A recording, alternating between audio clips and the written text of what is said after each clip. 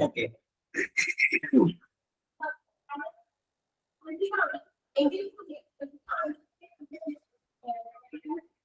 Yes, good afternoon.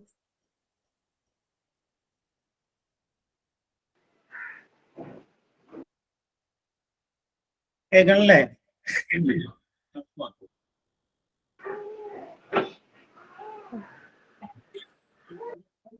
Okay, ഇന്ന് English ആണ് ക്ലാസ്സിൽ നിന്ന് ചെറിയ മാറ്റം.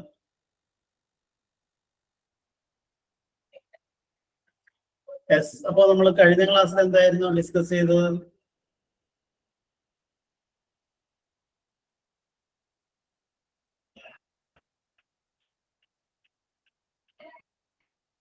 ഓൺ ഗോഡ് അല്ലേ? ചോദ്യങ്ങളല്ലേ നമുക്ക് തന്നിട്ടുള്ളത്?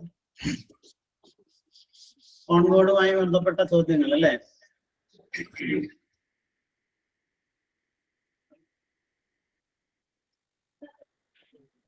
പിന്നെ നിങ്ങൾക്ക് ഏറ്റവും കൂടുതൽ സംശയങ്ങളുള്ളത് ഏത് ഭാഗത്താണെന്ന് ചോദിക്കാം, അത് പറയാം. Sir phrasal verbs. ഫ്രൈസൽ വെർബ്സോ? അതെ. എന്താ ഫ്രൈസൽ വെർബ്സോ? സാർ അത് ഏതൊക്കെ എവിടൊക്കെ വരണമെന്നുള്ള ഡൗട്ട് ഉണ്ട്. അതെ, ഫ്രൈസൽ വെർബ്സ് പഠിക്കുമ്പോൾ നമ്മൾ കുറച്ചധികം പഠിക്കേണ്ടി വരും. എപ്പോഴും നമുക്കത് വ്യക്തമായിട്ട് മനസ്സിലാവുള്ളൂ. ഞാൻ നിങ്ങൾക്ക് എന്നാ കുറച്ച് ഫ്രൈസൽ വെർബ്സ് ഇപ്പൊ തന്നെ തരാം. ഓക്കെ,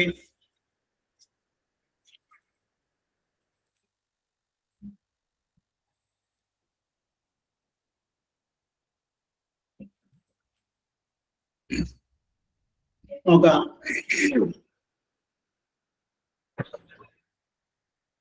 അതില് കപത്തിന്റെ ശല്യം. ഒന്നാമത്തെ നിങ്ങൾ എഴുതി വെക്കാതെ എന്നിട്ട് അത് ബൈ ഹാർട്ട് ചെയ്യണമെങ്കിൽ നമുക്കത് ഒരു വാക്യത്തിൽ എങ്ങനെ ഉപയോഗിക്കാൻ കഴിയും എന്ന് മനസ്സിലാവും. അതിൽ ഒന്നാമത്തേതാണ് ടോക്ക് ഓവർ. TALKOVER.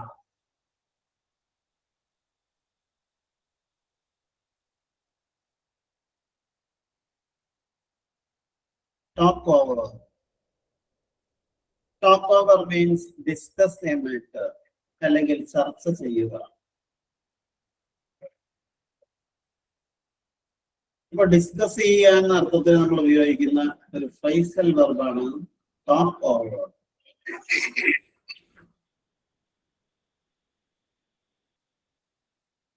നോക്കൂ, ഇപ്പൊ ആ ഫ്രൈസൽ വെർബ് ചർച്ച ചെയ്യുക എന്നാണ് അതിന്റെ മീനിങ് എന്ന് പറഞ്ഞു.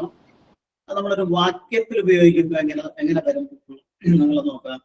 ഞാനൊരു സെന്റൻസ് എക്സാമ്പിൾ ആയിട്ട് പറയാം. I know you are still angry. Let us talk over it tonight. I know, എനിക്കറിയാം, you are still angry. നിങ്ങൾ ഇപ്പോഴും ദേഷ്യമുള്ള ആളാണെന്ന് എനിക്കറിയാം. Let us talk it overnight. നമുക്ക് over tonight, ഇന്ന് രാത്രി നമുക്ക് അതിനെ കുറിച്ച് ചർച്ച ചെയ്യാം.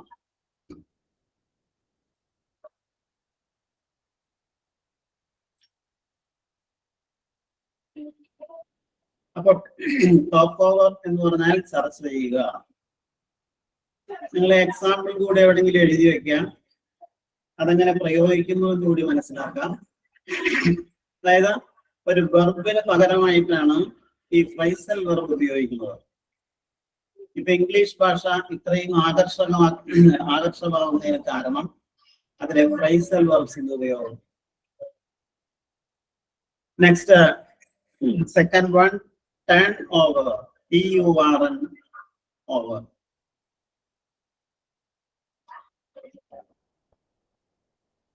Turn over. ടേൺ ഓവർ എന്ന് പറഞ്ഞാൽ അത് വെർബായിട്ട് ഉപയോഗിക്കുമ്പോൾ, ഫ്രൈസൽ വെർബായിട്ട് നമ്മൾ ഉപയോഗിക്കുമ്പോൾ മറിയുക അല്ലെങ്കിൽ മറിക്കുക. The Titanic turned over in the Atlantic Sea. അതൊരു എക്സാമ്പിൾ. പല എക്സാമ്പിൾ നമുക്ക് ടേൺ ഓവർ ഉപയോഗിച്ചുകൊണ്ട് പറയാം. The boat turned over and 20 persons were drowned. The boat turned over. Capsize എന്ന് നമുക്ക് പറയാം. ഇംഗ്ലീഷിൽ മറ്റൊരു വേർഡാണ് capsize. CAPSIZE. Capsize.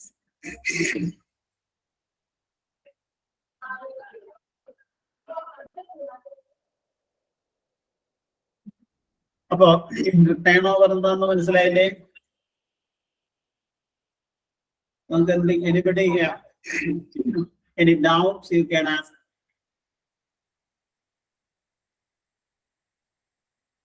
Next, third one. മൂന്നാമത്തേതാണ് wipe out.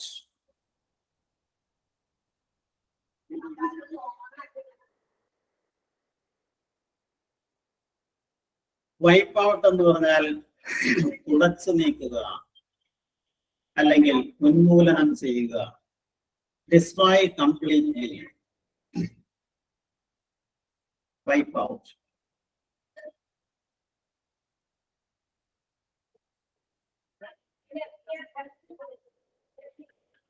എന്താ വൈപ്പ് ഔട്ട് എന്ന് പറഞ്ഞാല് മുഴുവനായി ഇല്ലായ്മ ചെയ്യുക അല്ലെങ്കിൽ പൂർണ്ണമായി തുടച്ചു നീക്കുക.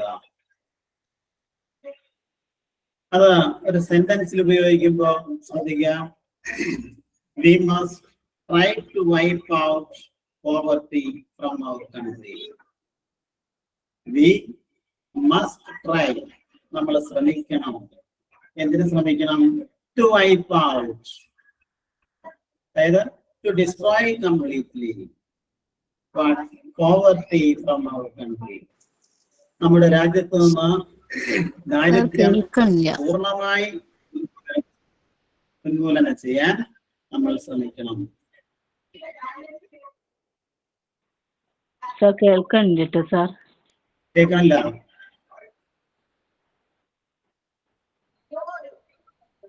ഇല്ല സാർ. പറഞ്ഞോ.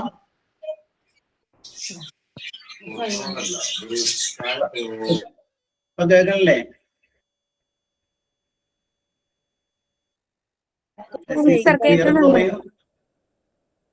എന്തോ കേക്കുന്നുണ്ട്. Okay okay. അപ്പൊ വൈപ്പ് ഔട്ട് എന്ന് പറഞ്ഞാൽ തുടച്ചു നീക്കുക. We must try to wipe out poverty from our country. നമ്മുടെ രാജ്യത്ത് നിന്ന് നമ്മൾ ദാരിദ്ര്യം തുടച്ചു നീക്കാൻ ശ്രമിക്കണം. മറ്റൊന്ന്, ഒരു നാലാമത്തെ ഒന്നാണ് വർക്ക് അപ്പോൺ.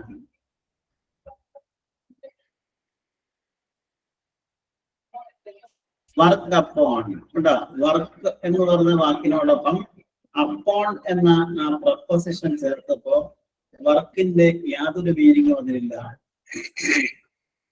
വർക്ക് എന്ന് പറഞ്ഞാൽ പ്രവർത്തിക്കുക അല്ലെ ജോലി ചെയ്യുക എന്നാണ് അതിന്റെ അർത്ഥം അല്ലെ. ബട്ട് വർക്ക് അപ്പോൺ മീൻസ് സ്വാധീനിക്കുക അല്ലെങ്കിൽ ഇൻഫ്ലുവൻസ്, സ്വാധീനം ചെലുത്തുക.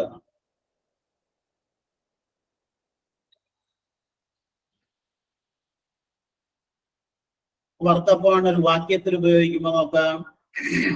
The leaders tried to work upon the people. എന്താണ്? The leaders tried to work upon the people. ഇപ്പൊ election അടുത്ത് വരെയാണ്. അപ്പോ many leaders will come to the forefront and they will work upon you. That means they will influence you to get your votes.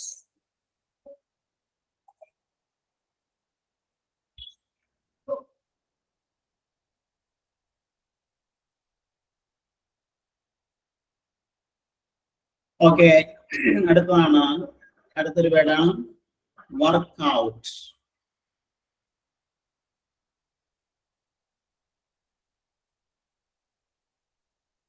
Workout എന്ന് പറഞ്ഞാൽ ഇവിടെ വെർബായിട്ട് ഉപയോഗിക്കുമ്പോൾ B successful,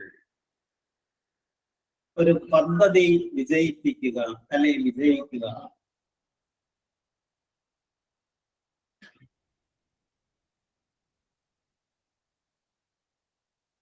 അത് സെന്റൻസിൽ ഉപയോഗിക്കുമ്പോൾ our plan worked out finally. Our plan worked out finally. അതായത് നമ്മുടെ പദ്ധതി അവസാനം വിജയിച്ചു. സർ വർക്കൗട്ടിന്റെ മീനിങ് എന്താ? വർക്ക്ഔട്ട് എന്ന് പറഞ്ഞാൽ വിജയിക്കുക, be successful or to succeed.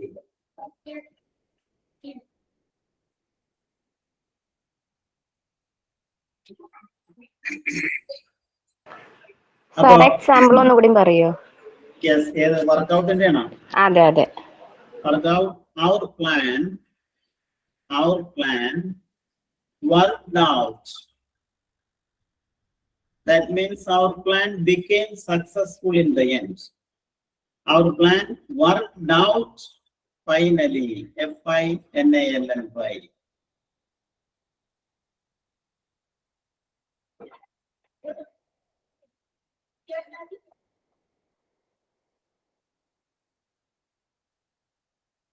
Yes, okay. ഈ 5 ഫ്രൈസൽ വർബ്സിന്റെ മീനിങ് പഠിച്ചു വെക്കുക, അതിന്റെ എക്സാമ്പിൾ കൂടി നിങ്ങളൊന്ന് മനസ്സിലാക്കി വെക്കുക.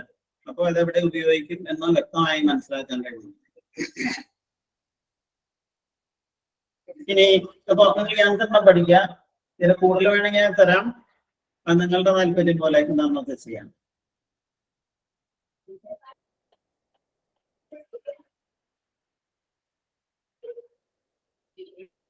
അടുത്തത് നിങ്ങൾക്ക് ഏത് പോർഷനാണ് നിങ്ങൾക്ക് ഇപ്പൊ വേണ്ടത്? അത് നിങ്ങൾ പറയാം, നമുക്ക് ആ പോർഷൻ പറയാം.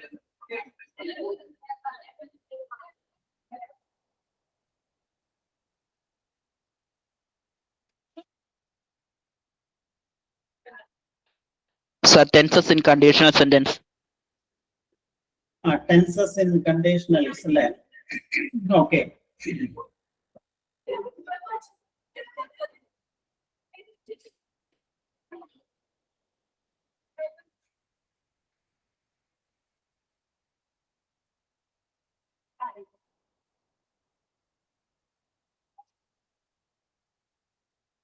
ശ്രദ്ധിക്കുക. അപ്പൊ എന്താണ് കണ്ടീഷണൽ സെന്റൻസ് എന്ന് പറഞ്ഞാൽ നമുക്കറിയാലോ. ഒരു കണ്ടീഷൻ അല്ലെങ്കിൽ ഒരു വ്യവസ്ഥ മുന്നോട്ട് വെക്കുന്ന സെന്റൻസുകളെയാണ് കണ്ടീഷണൽ സെന്റൻസ് നമ്മൾ പറയുന്നത്. ഇതിനെ ഞാൻ ഒന്നുകൂടി ഒരു മുഖവുര നിങ്ങളോട് പറയണം. ഇതിനെ കണ്ടീഷണൽ സെന്റൻസിനെ വിളിക്കുന്ന മറ്റൊരു പേരാണ് ഇഫ് ക്ലോസ്. അതായത് കണ്ടീഷണൽ സെന്റൻസിന് 2 ഭാഗങ്ങൾ ഉണ്ടായിരിക്കും. ഒന്ന് ഒരു മെയിൻ ക്ലോസ്, അതുപോലെ ഒരു സബോർഡിനേറ്റ് ക്ലോസ്. മെയിൻ ക്ലോസ് എന്ന് പറഞ്ഞാൽ പൂർണ്ണാർത്ഥമുള്ള, അതായത് മറ്റെന്തിനെയും ആശ്രയിക്കാതെ സ്വയമായി നിലനിൽക്കാൻ കഴിയുന്ന ആ വാക്കുകളുടെ കൂട്ടം, അതിനെയാണ് മെയിൻ ക്ലോസ് എന്ന് പറയുന്നത്. സബോർഡിനേറ്റ് ക്ലോസ് എന്ന് പറഞ്ഞാൽ ഇഫ് ചേർന്ന് വരുന്ന ഭാഗം, അതിനെ ഇഫ് ക്ലോസ് എന്ന് പറയാം. അപ്പോ പൂർണ്ണമായ അർത്ഥം നൽകുന്ന ഭാഗത്തെയാണ് നമ്മൾ എന്താ മെയിൻ ക്ലോസ്. എന്നാൽ പൂർണ്ണമായ അർത്ഥം നൽകാത്ത ഭാഗത്തെയാണ് നമ്മൾ ഇഫ് ക്ലോസ് അല്ലെങ്കിൽ സബോർഡിനേറ്റ് ക്ലോസ് എന്ന് പറയുന്നത്. അതിലെ ടെൻസുകൾ നിങ്ങൾ ഞാൻ പറയുന്ന രീതിയിൽ എഴുതി വെക്കുകയാണെങ്കിൽ നിങ്ങൾക്ക് വളരെ എളുപ്പത്തിൽ മനസ്സിലാവും.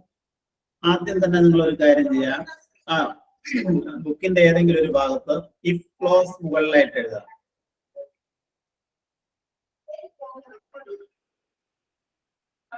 ഇഫ് ക്ലോസ് ഞാൻ എഴുതി തെറ്റി.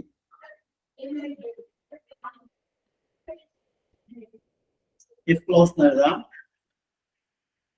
എന്നിട്ട് ഇവിടെ ഒരു വര വരയ്ക്കാം. തൊട്ടപ്പുറത്തായിട്ട് മെയിൻ ക്ലോസ് എഴുതാം. ഞാൻ MC എന്ന് എഴുതിയിട്ടുള്ളൂ, കാരണം ഇവിടെ സ്ഥലപരിമിതിയില്ല. ഇനി പറയണം, നമ്മൾ ശ്രദ്ധിക്കണം. നോക്കൂ,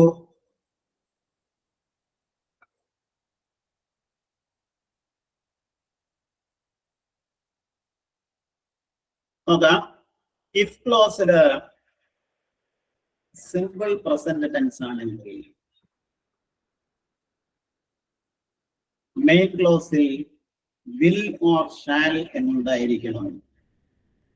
വിൽ, ഷാൽ, ക്യാൻ, മേ ഇവ ഏത് വേണമെങ്കിലും ഉപയോഗിക്കാം അക്കോർഡിംഗ് ടു ദ കോണ്ടെക്സ്റ്റ്.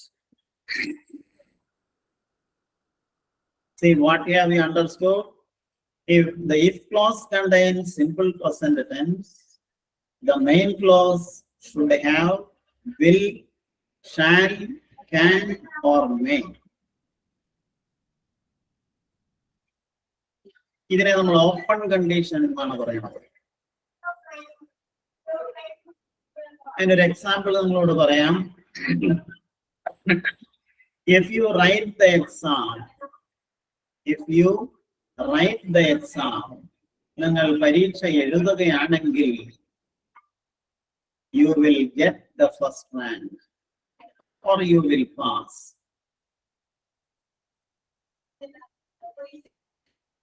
എന്താണ്? If you write the exam, നിങ്ങൾ പരീക്ഷ എഴുതുകയാണെങ്കിൽ, അതാണ് അതിന്റെ സബോർഡിനേറ്റ് ക്ലോസ്. അതില് if you write എന്നാണ് പറഞ്ഞിട്ടുള്ളത്. സിമ്പിൾ പ്രസന്റ് ടെൻസ് ആണ്. ഇപ്പൊ മെയിൻ ക്ലോസില് വിൽ എന്നുണ്ടായിരിക്കും. You will get the first rank.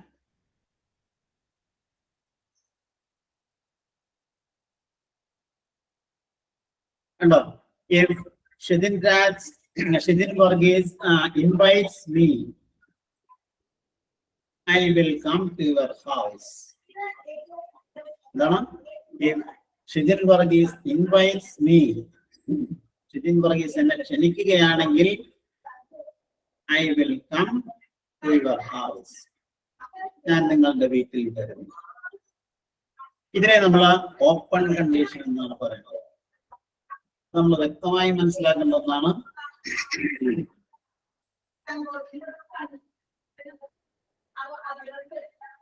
Okay, yes, if you work hard, you will pass the exam. നിങ്ങൾ തന്നെ 2-3 സെന്റൻസ് നിങ്ങൾ പറഞ്ഞു നോക്കിക്കോ. ഇഫ് ക്ലോസിൽ പ്രസന്റ് ടെൻസ് ആയിരിക്കണം.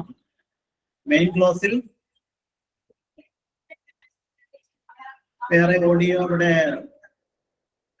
അവിടെ ഒരു ക്ലാസ് നടക്കുന്നുണ്ടോ, അതുകൊണ്ടായിരിക്കണം. നമുക്ക് മാറ്റാം. അപ്പൊ എന്താ നിങ്ങൾ മനസ്സിലാക്കിയതിപ്പോ?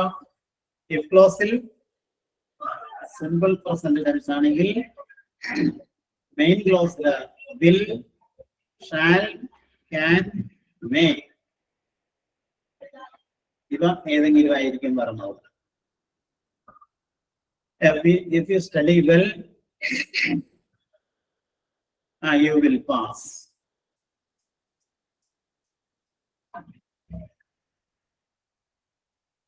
No, if they come here, I will receive them.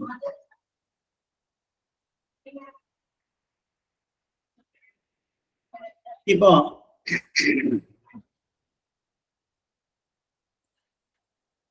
അടുത്ത സിമ്പിൾ നോക്കുക.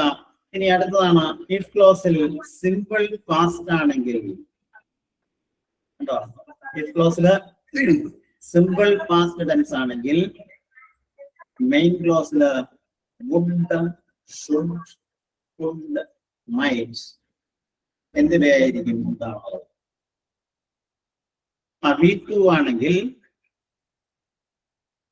മെയിൻ ക്ലോസിൽ എന്തുണ്ടാവും? വുഡ് അല്ലെങ്കിൽ ഷുഡ്, കുഡ്, മൈറ്റ് എന്നിവയായിരിക്കും ഉണ്ടാവുന്നത്. നേരത്തെ നമ്മൾ ആദ്യം പറഞ്ഞ വാക്യം തന്നെ നമുക്ക് ഈ ഡൗട്ട്ഫുൾ കണ്ടീഷൻ, ആ കണ്ടീഷനിൽ നമുക്ക് അവതരിപ്പിക്കാം. അപ്പൊ if you wrote the exam, നിങ്ങൾ പരീക്ഷ എഴുതിയിരുന്നെങ്കിൽ you would get the first rank.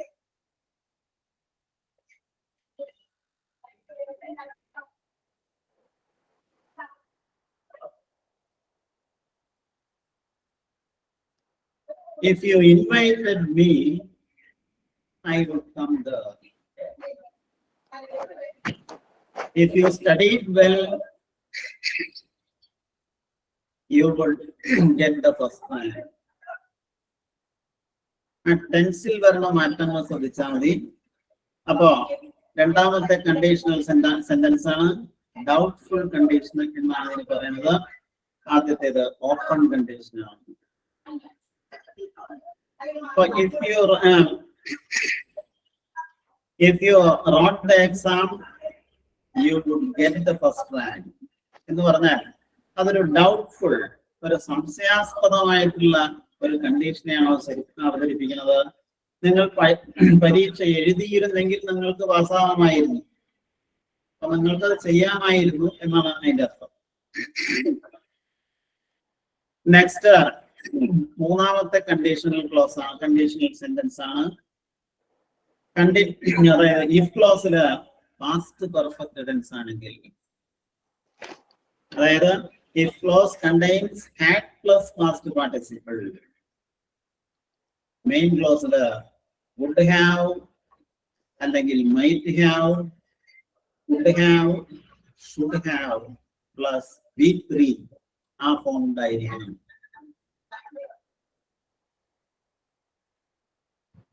If you had written the exam, നിങ്ങൾ പരീക്ഷ എഴുതിയിട്ടുണ്ടായിരുന്നെങ്കിൽ you would have got the first rank, നിങ്ങൾക്ക് റാങ്ക് ലഭിക്കും. വിപിന, നിത്യ,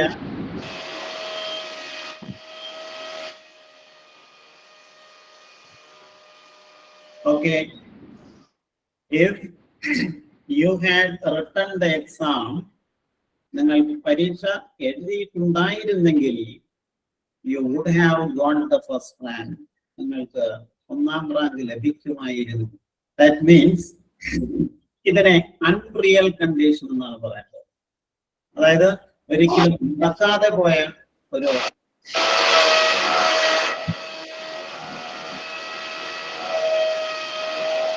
സാർ ഒന്നും കൂടി പറയോ? സാർ ഒന്നും കൂടി പറയോ? ഇപ്പം പറഞ്ഞു ഒരു ഭയങ്കര ശബ്ദം മതി. ബിബിനാസ് അത് ഭയങ്കരമായ ശബ്ദം തന്നെ.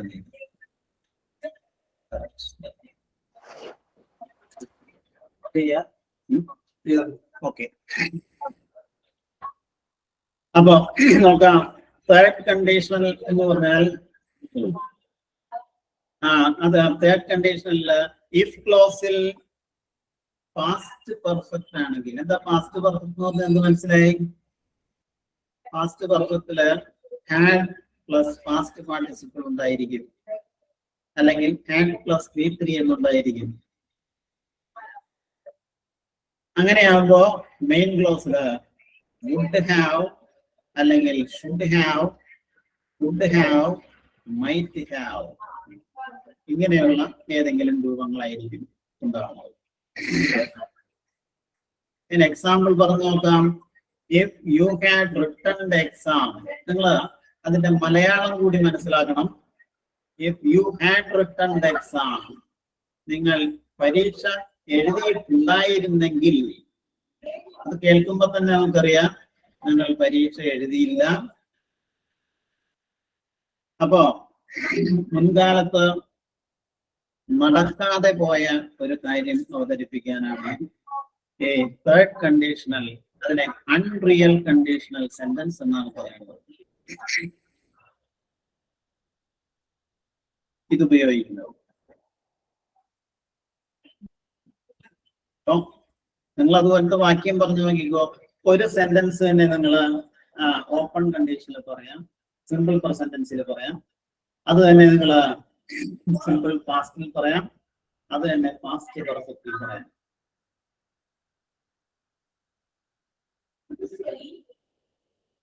അപ്പോഴാണ് നിങ്ങൾക്ക് അതിന്റെ സ്ട്രക്ചർ മനസ്സിലാകണം. ഞാൻ ഒരു എക്സാമ്പിൾ നിങ്ങളോട് ഈ 3 രീതിയിലും പറയാം. നോക്കൂ.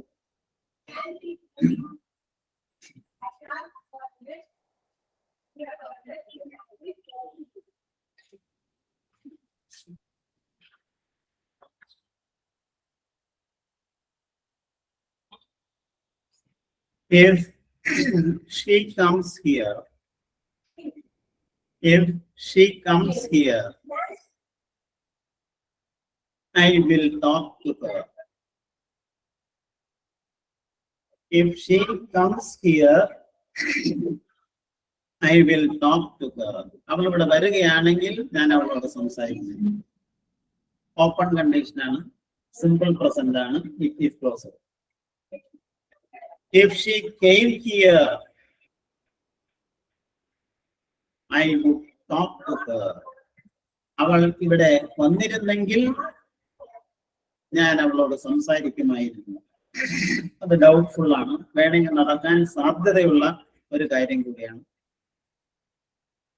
But if she had come here, if she had come here, അവളുടെ വന്നിട്ടുണ്ടായിരുന്നെങ്കിൽ I would have talked to her. Shijan Varghese ഒരു എക്സാമ്പിൾ പറയാമോ? സിമ്പിൾ പെർസെന്റില്, അതായത് ഓപ്പൺ കണ്ടീഷനിലും ഡൗട്ട്ഫുൾ കണ്ടീഷനിലും അൺറിയൽ കണ്ടീഷനിലുള്ള ഒരു സെന്റൻസ് പറയാം. ഒരു സെന്റൻസ് പറഞ്ഞിട്ട് അത് 3 കണ്ടീഷൻസിലേക്ക് നമുക്ക് മാറ്റി നോക്കാം. അപ്പൊ നിങ്ങളുടെ ഡൗട്ട്സ് ക്ലിയർ ആകും.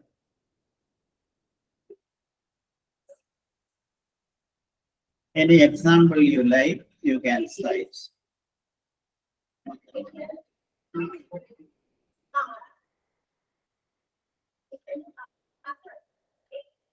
ക്ലിയർ ആവണല്ലോ? എന്ത് മനസ്സിലായില്ലെങ്കിൽ പറയാം. സർ മനസ്സിലായില്ല, ഒന്നുകൂടി പറയോ? സർ ഒന്നുകൂടി പറയോ? ഏതാണ്, ആദ്യം മുതലാണോ? അല്ലല്ല, ഇപ്പം പറഞ്ഞത്. ഇത് ലാസ്റ്റ് വൺ. Last one. അതായത് if ക്ലോസില് had പ്ലസ് V3 എന്നുണ്ടെങ്കിൽ അതിനെ നമ്മൾ അൺറിയൽ കണ്ടീഷൻ, അതായത് യാഥാർത്ഥ്യമല്ലാത്ത ഒരു വ്യവസ്ഥയാണ് പറയുന്നത്. ഒരിക്കലും നമുക്ക് ചെയ്യാൻ പറ്റാതെ പോയ ഒരു കാര്യം പറയാൻ വേണ്ടിയിട്ടാണ് നമ്മൾ ഈ 3ാമത്തെ ഈ കണ്ടീഷണൽ ക്ലോസ് ഉപയോഗിക്കുന്നത്. അപ്പൊ നിങ്ങളുടെ ജീവിതത്തിൽ നടക്കാതെ പോയ ഒരുപാട് കാര്യങ്ങളില്ലേ? ഏതെങ്കിലും ഒരു കാര്യം നിങ്ങൾ തന്നെ പറയാം, നമുക്കൊന്ന് ട്രാൻസ്ലേറ്റ് ചെയ്ത് നോക്കാം.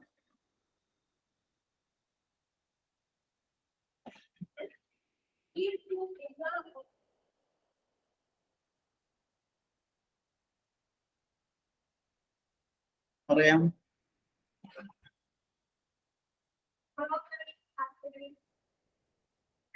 സ്വാതി നന്നായി പഠിക്കുമെങ്കിൽ അവൾ ഒരു എയർ ഹോസ്റ്റസ് ആകും.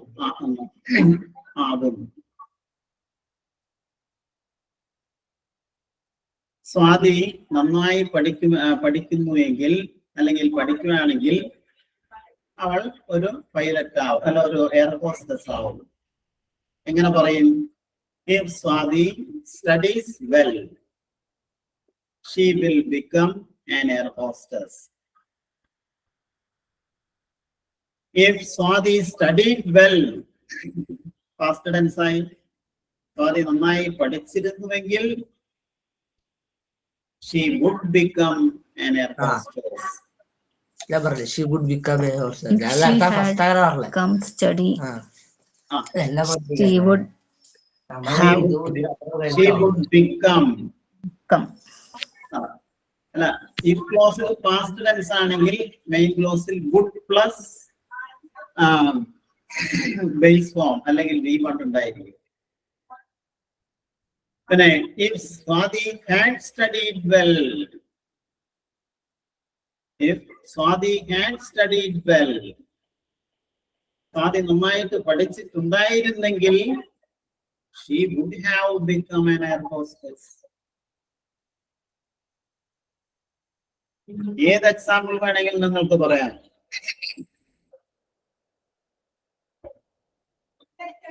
ശ്രുതി ഒരു എക്സാമ്പിൾ പറയാമോ?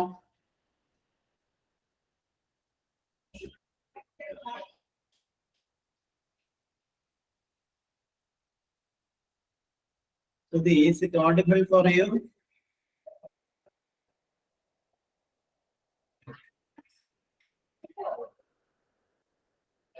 Okay. അപ്പൊ ചുരുക്കത്തിൽ നിന്ന് അത്രയും മനസ്സിലാക്കാം. ഇഫ് ക്ലോസിൽ പ്രസന്റ് ടെൻസ് ആണെങ്കിൽ മെയിൻ ക്ലോസിൽ വിൽ, ഷാൻ, ക്യാൻ അങ്ങനെയുള്ള വാക്കുകളായിരിക്കും.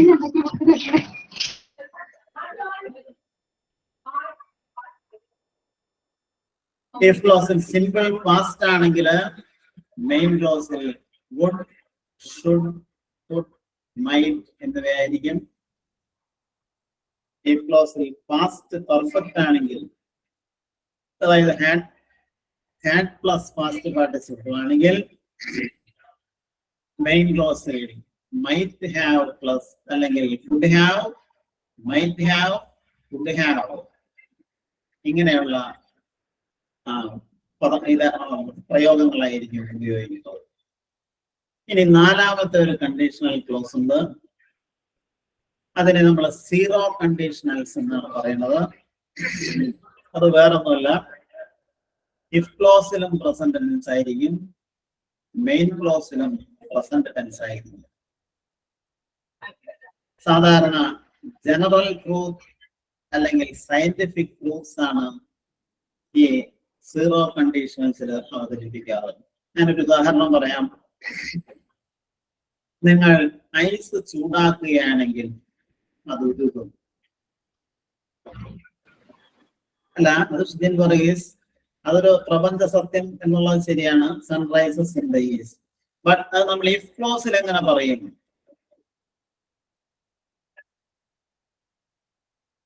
If you heat ice, നിങ്ങൾ ഐസ് ചൂടാക്കുകയാണെങ്കിൽ അത് ഇഫ് ക്ലോസ് ആണ്. It melts, MELTS. ഇവിടെ നോക്കാം, ഇഫ് ക്ലോസിലും പ്രസന്റ് ടെൻസ് ആണ്, മെയിൻ ക്ലോസിലും പ്രസന്റ് ടെൻസ് ആണ്. അപ്പോ രണ്ട് ക്ലോസിലും സിമ്പിൾ പ്രസന്റ് മാത്രം ഉപയോഗിക്കുന്ന ആ കണ്ടീഷണൽ ക്ലോസിനെയാണ് നമ്മൾ എന്ത് പറയുന്നത്? സീറോ കണ്ടീഷണൽ എന്ന് പറയുന്നത്.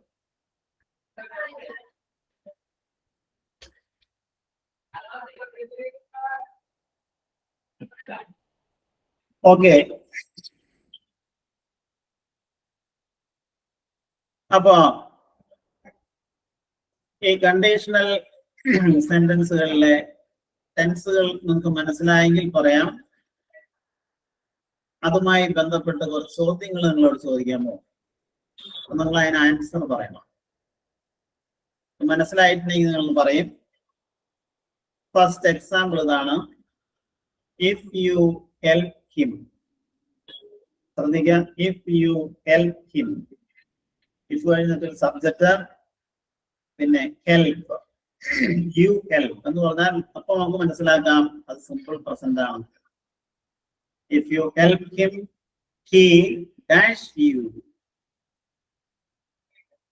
ഇഫ് യു ഹെൽപ് ഹിം, നിങ്ങൾ അവനെ സഹായിക്കുകയാണെങ്കിൽ അവൻ നിങ്ങളെയും സഹായിക്കും എന്നാണ് അതിന്റെ മീനിങ് നമുക്ക് കിട്ടുന്നത്. അപ്പൊ ഇവിടെ if you help him, he will help you എന്നാണ് പറയേണ്ടത്. 4 ഓപ്ഷൻ ഇവിടെ തന്നിട്ടുണ്ട് നിങ്ങളെ തെറ്റിദ്ധരിപ്പിക്കാൻ. ഒന്ന്, he would help you, he will help, he would have helped, he could have helped. അപ്പോ he will help you എന്നാണ് നമ്മൾ ഉപയോഗിക്കുന്നത്. എന്താ സെക്കൻഡ്, അടുത്തൊരു ക്വസ്റ്റ്യൻ കൂടി നിങ്ങളോട് ചോദിക്കാം. If she has ability, if she has ability, she dash this problem. She would solve this problem. Option A. She would solve this problem. She can solve this problem. She could have solved this problem. ഏതായിരിക്കും ഉപയോഗിക്കുന്നത്? If ക്ലോസിൽ has ആണ് അല്ലേ?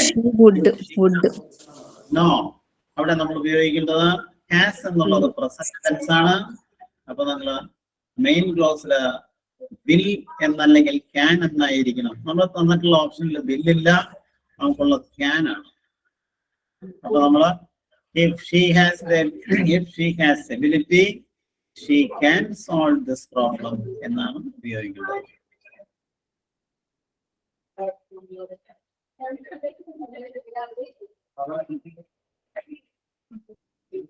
കേട്ടോ? അതിൽ നിന്ന് ചോദ്യങ്ങളുണ്ട് ധാരാളം. If you lost the money, you dash in trouble. നിങ്ങൾക്ക് പണം നഷ്ടപ്പെടുകയാണെങ്കിൽ you could be in trouble എന്നാണോ, you would be in trouble, you will be in trouble, you might be in trouble. You will be in trouble. കാരണം ഈ ക്ലോസിൽ present tense ആണ്.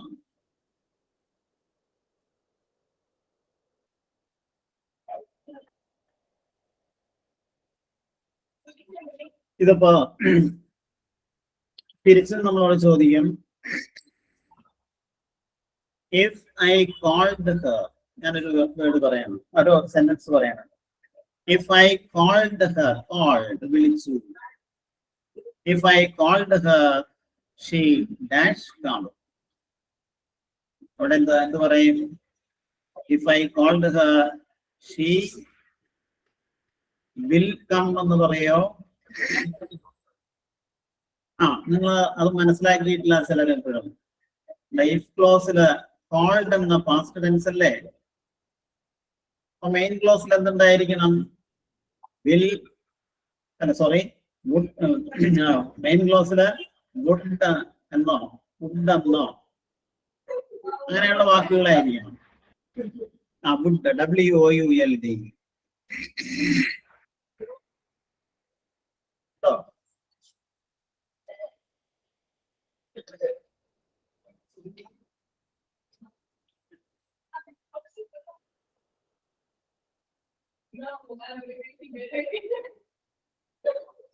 അടുത്ത example നിങ്ങളോട് പറയാം.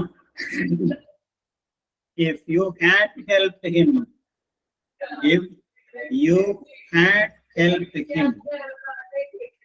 he, പിന്നെ നമ്മൾ എന്ത് എഴുതാം? he മെയിൻ ക്ലോസില് ഹാഡ് പ്ലസ് ഹെൽപ്ഡ് ആണുള്ളത്. അപ്പൊ സോറി, ഈ ക്ലോസില് ഹാഡ് ഹെൽപ്ഡ് എന്നാണുള്ളത്. അപ്പൊ മെയിൻ ക്ലോസിൽ എന്തുണ്ടായിരിക്കണം? വുഡ് ഹാവ് എന്നുണ്ടായിരിക്കണം. വുഡ് ഹാവ് ഹെൽപ്ഡ് എന്നായിരിക്കണം ഉപയോഗിക്കുന്നത്. ഈ വുഡ് ഹാവ് ഹെൽപ്ഡ്.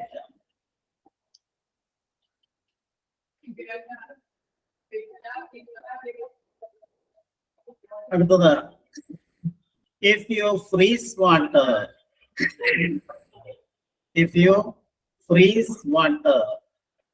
നിങ്ങൾ വെള്ളം തണുപ്പിക്കുകയാണെങ്കിൽ it dash solid,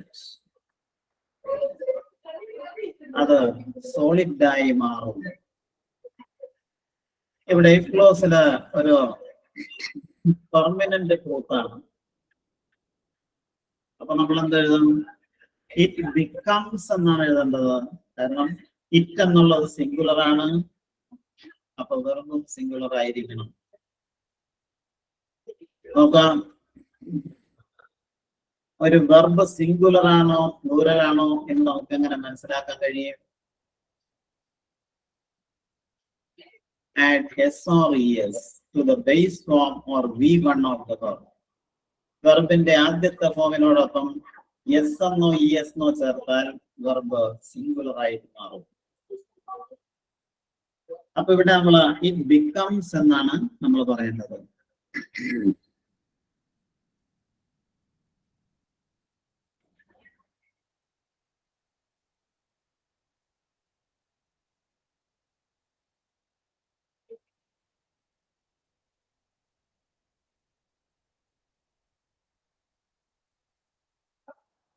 അപ്പൊ അത് നിങ്ങൾ മനസ്സിലാക്കാം.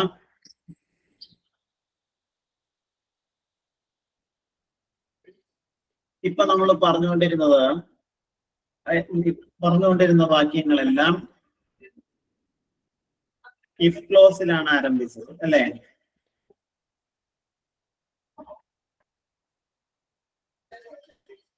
ഇവ മെയിൻ ക്ലോസിൽ നമുക്ക് ആരംഭിക്കാം.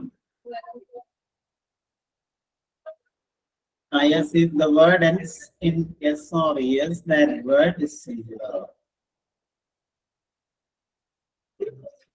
എന്റെ ക്വസ്റ്റ്യൻസ് നമുക്ക് ഞാൻ വേറെ തരുന്നതാണ്. ക്വസ്റ്റ്യൻസ് ഇത്ര നിങ്ങൾ മനസ്സിലാക്കണ്ടാവുള്ളൂ. ഞാനിപ്പോ ചുരുക്കത്തിൽ നിങ്ങളോട് പറയാം. If the if clause contains simple present, the main clause will have will, can, may, etc. If the if clause contains a past tense, simple past tense verb, the main clause will have would, should, could, might, etc. If the if clause contains a past perfect tense verb, the main clause would have the main clause will contain might have, would have, should have, plus V3, etc. In zero conditional sentences, if clause always contains simple present tense, and the main clause also contains the same tense. ഇതാണ് conditional സെന്റൻസിലെ ടെൻസുകളുടെ പ്രത്യേകത. അപ്പോ ഇനി നിങ്ങൾക്ക് അതുമായി ബന്ധപ്പെട്ട് എന്തെങ്കിലും സംശയങ്ങളെ ചോദിക്കാം.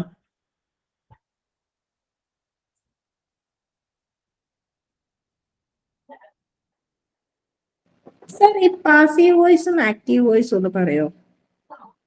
Okay, അത് നിങ്ങൾക്ക് നേരത്തെ പറഞ്ഞു തന്നിട്ടുണ്ടോ?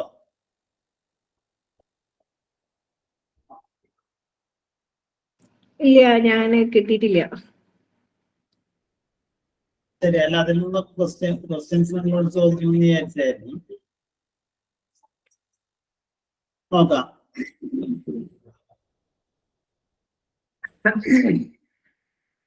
Active voice and passive voice.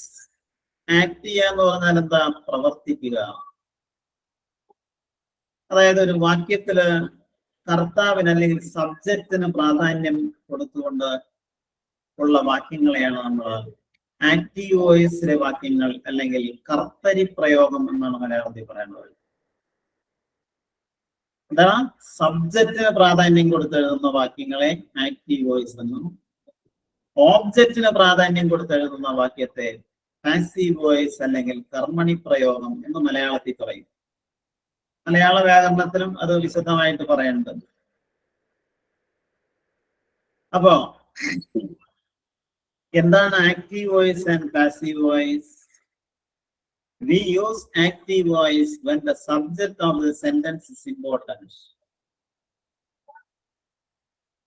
We use the passive voice when the object is first. സബ്ജക്റ്റിന് പ്രാധാന്യം കൊടുത്ത് നമ്മൾ എഴുതുന്ന വാക്യങ്ങളെ ആക്റ്റീവ് വോയിസിലെ വാക്യങ്ങളെന്നും ഓബ്ജക്റ്റിന് പ്രാധാന്യം കൊടുത്തുകൊണ്ട് എഴുതുന്ന വാക്യങ്ങളെ നമുക്ക് പാസീവ് വോയിസിലെ വാക്യങ്ങളെന്നും പറയാം. എക്സാമ്പിൾ പറയുമ്പോഴേ നിങ്ങൾക്ക് അത് മനസ്സിലാവുള്ളൂ. ഇപ്പോ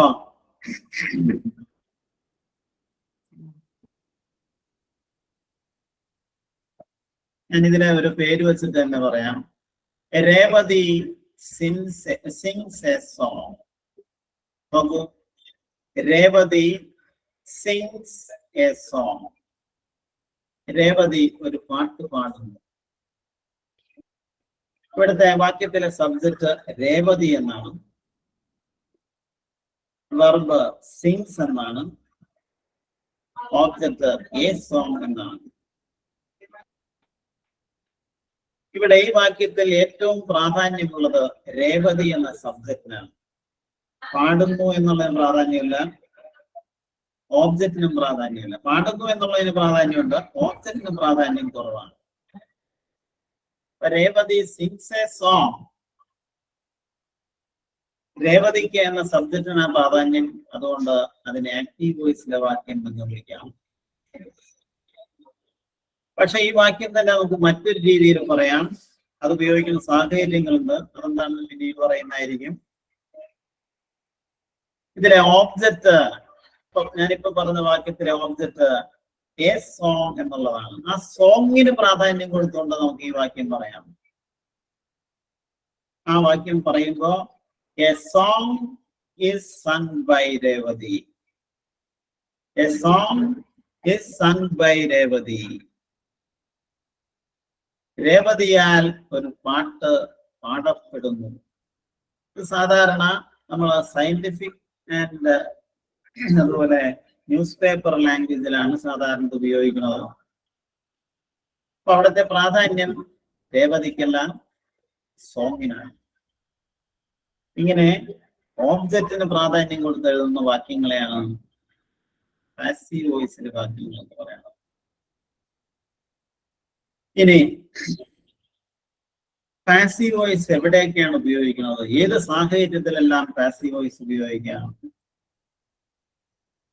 Or under what circumstance can we use passive voice? There are certain situations in which passive voice is used. A non-passive voice must be used in such situations. For example, ഒരു വീട്ടിൽ രണ്ടാള് കൊല ചെയ്യപ്പെട്ടു. ആരാണ് കൊല ചെയ്തത് എന്നറിയില്ല. അങ്ങനെ പ്രവൃത്തി ചെയ്ത ആളെ കുറിച്ച് അറിയില്ല എങ്കിൽ, അല്ലെങ്കിൽ അയാൾക്ക് പ്രാധാന്യമില്ല എങ്കിൽ, നമുക്ക് പാസീവ് വോയിസ് നമ്മൾ ഉപയോഗിക്കാൻ പാടുള്ളൂ.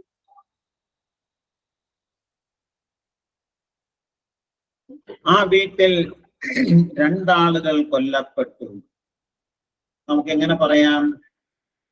2 persons were killed in that house. അവിടെ രണ്ടാളുകൾ കൊല്ലപ്പെട്ടു. ആരാണ് കൊല ചെയ്തതെന്ന് അറിയില്ല. അപ്പോ ഇവിടെ പ്രവൃത്തി ചെയ്തയാള്, ഡൂവർ ഓഫ് ദ ആക്ഷൻ അല്ലെങ്കിൽ സബ്ജക്റ്റ് അൺഇമ്പോർട്ടന്റ് ആണെങ്കിൽ, അല്ലെങ്കിൽ അയാളെ കുറിച്ച് അറിയില്ല എങ്കിൽ നമ്മൾ ഉപയോഗിക്കേണ്ടത് പാസീവ് വോയിസ് ആണ്.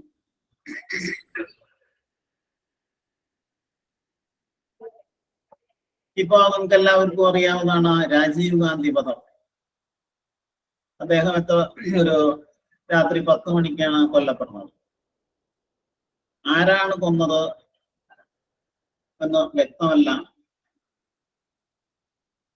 അടുത്ത ദിവസം രാവിലെ ഇംഗ്ലീഷ് ന്യൂസ് ബുള്ളറ്റിനിൽ വന്ന ആദ്യത്തെ സെന്റൻസ് ഇതാണ്: the former prime minister and Congress I president mister Rajiv Gandhi has been killed. By whom is not known. ആരാണ് ചെയ്തതെന്ന് അറിയില്ല. അതുകൊണ്ടാണ് അത് പാസീവ് വോയിസിൽ പറഞ്ഞത്. ഞാൻ പറഞ്ഞത് നിങ്ങളോടൊന്ന് പറഞ്ഞു മാത്രമേ ഉള്ളൂ. അപ്പൊ എന്താണ് active voice and passive voice? Active voice എന്ന് പറഞ്ഞാൽ സബ്ജക്റ്റിന് പ്രാധാന്യം കൊടുത്തുകൊണ്ട് എഴുതുന്ന വാക്യങ്ങൾ. പാസീവ് വോയിസ് എന്ന് പറഞ്ഞാൽ ഓബ്ജക്റ്റിന് പ്രാധാന്യം കൊടുത്തുകൊണ്ട് എഴുതുന്ന വാക്യങ്ങൾ.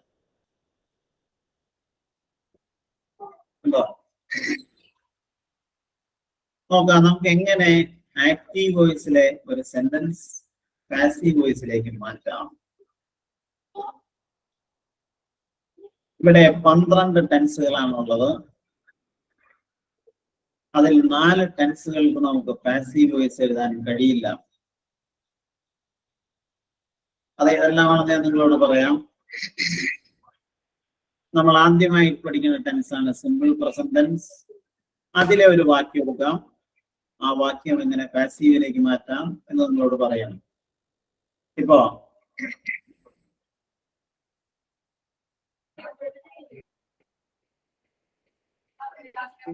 നോക്കാം.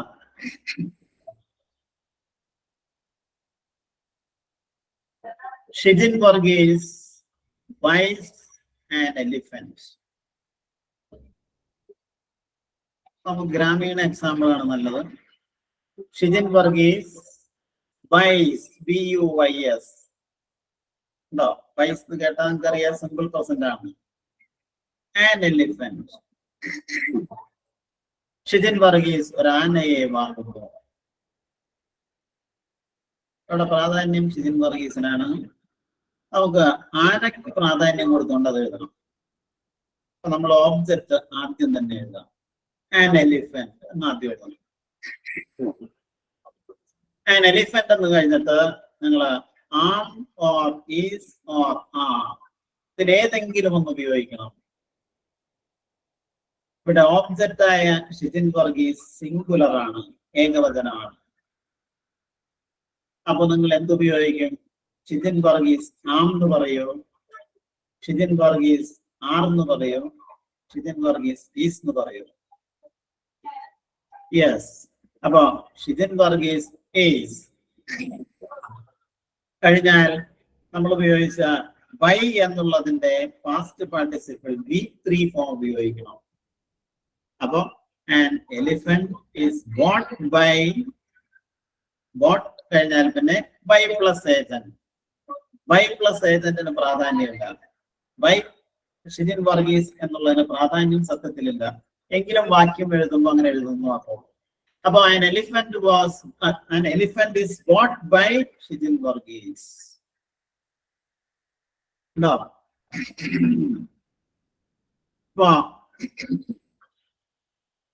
Athira writes a novel. Athira writes a novel. അതിനെങ്ങനെ പാസീവിലാക്കും? A novel writes by Adira. No. A novel കഴിഞ്ഞാൽ ഈസ് ആം ഈസ് ആർ എന്ന് ഉപയോഗിച്ചിരിക്കണം. എ നോവൽ ഈസ് റൈറ്റിന്റെ past participle written. A novel is written by Athira. ഉണ്ടോ? ഉണ്ടല്ലേ? മനസ്സിലായില്ല എന്തത്? അതിനൊരു ഫോം ഉണ്ട്. പാസീവിലേക്ക് സിമ്പിൾ പ്രസന്റ് ടെൻസിലെ വാക്യം പാസീവില് മാറ്റുമ്പോൾ ഒരു സ്ട്രക്ചർ ഉണ്ട്. ആ സ്ട്രക്ചർ ഇതാണ്: object plus am or is or are plus PP, അതായത് V3 plus by plus agent. ഞാൻ എത്ര എക്സാമ്പിൾ വേണമെങ്കിലും നിങ്ങളോട് പറയാം. സിമ്പിൾ പ്രസന്റ് ടെൻസിലെ വാക്യങ്ങൾ മാത്രമാണ് ഇവിടെ പറയുന്നത്. നോക്കാം. Devi Divya speaks friends. Devi Divya speaks friends. അതെങ്ങനെ പറയും? Devi Divya speaks friends. Friends എന്ന് ആദ്യം എടുത്ത് എഴുതണം. Friends is speak in the past participle spoken. Friends is spoken by Devi Divya. Devi Divya ഞാൻ ഇവിടെ കണ്ട ഒരു പേരാണ് പറഞ്ഞത്.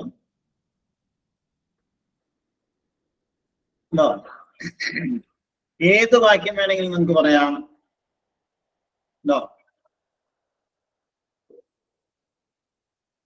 ഇപ്പൊ Iruni drives a car.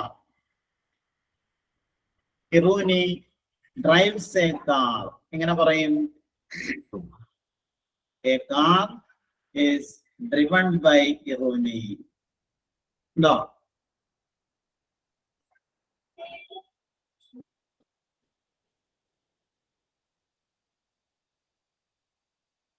Meena sings a song. A song is sung by Meena.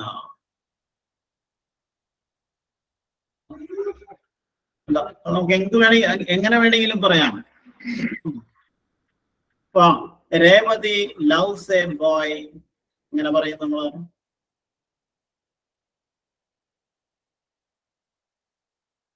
Revathi loves A boy. A boy is loved by Revati.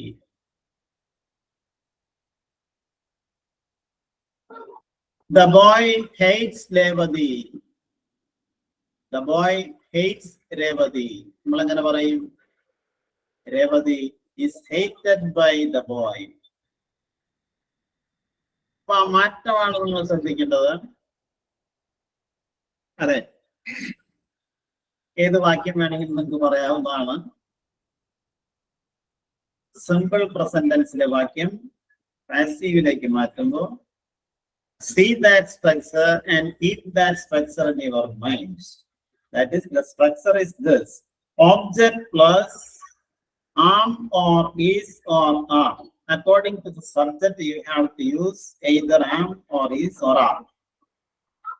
If the subject is singular, so is the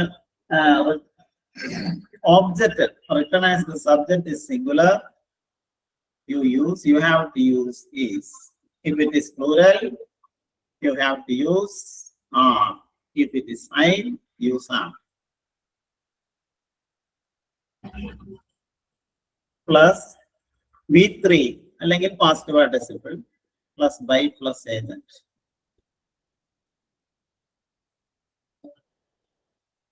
അപ്പൊ അത്രയും നിങ്ങൾക്ക് മനസ്സിലായോ?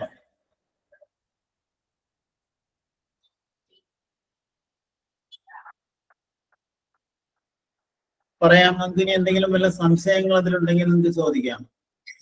അതിന്റെ ആ ഒരു സ്ട്രക്ചർ ഇത് നമ്മൾ സാവധാനം പഠിക്കുന്ന ഒരു കാര്യമാണ്.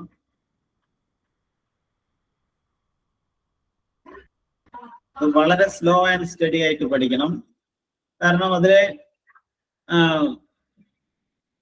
പാസീവിലേക്ക് മാറ്റുമ്പോൾ ശ്രദ്ധിക്കേണ്ട കാര്യം, സാധാരണ പാസീവിലേക്ക് നമ്മൾ മാറ്റുന്നത് ഓബ്ജക്റ്റിന് പ്രാധാന്യമില്ലാത്ത സമയത്താണ്. ഓബ്ജക്റ്റിന് പ്രാധാന്യമുള്ള സമയത്താണ്. അപ്പൊ ആ സാഹചര്യത്തിൽ നമ്മൾ ചെയ്യേണ്ടത് ഓബ്ജക്റ്റ് ആദ്യം എഴുതുക, ആം ഈസ് ആർ അതിലേതെങ്കിലും ഒന്ന് ഉപയോഗിക്കുക, പിന്നെ പാസ്റ്റ് പാർട്ടിസിപ്പിൾ ഉപയോഗിക്കുക, ബൈ പ്ലസ് ഏജന്റ് ഉണ്ടോ?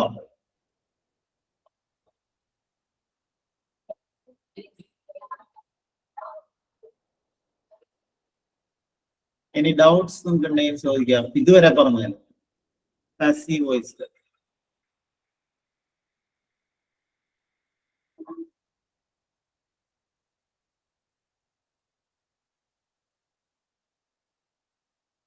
No doubts?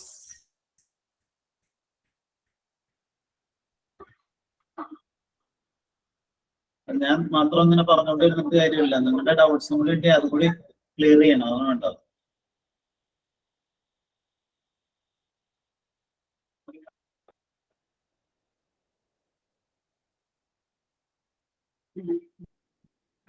ആർക്കും സംശയമില്ല.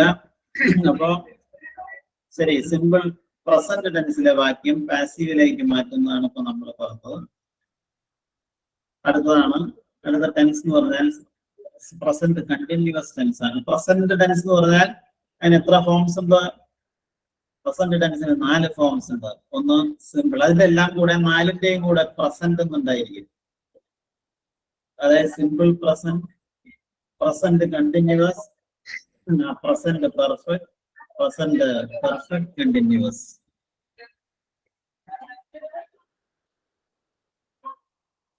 ഓക്കെ, അപ്പൊ നമുക്ക് മനസ്സിലായില്ലേ? എന്താ ഡൗട്ട്സ് ആരോട് ചോദിച്ചിട്ടാരും ഉണ്ടാത്തത്?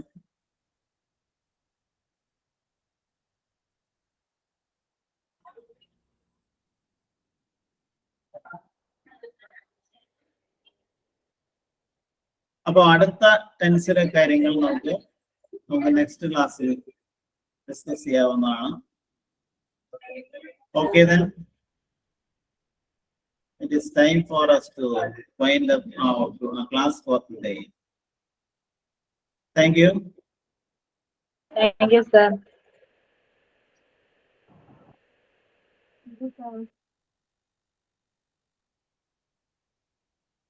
Thank you, sir.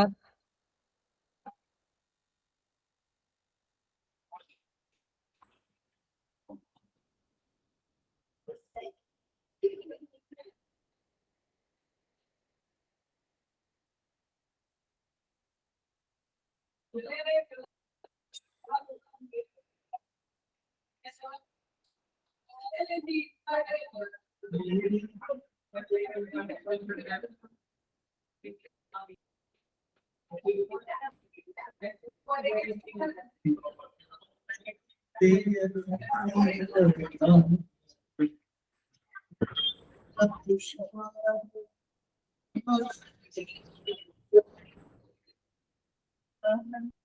you. ഉണ്ണുനീരല്ലേ എന്താ മറ്റേ ഒട്ടകം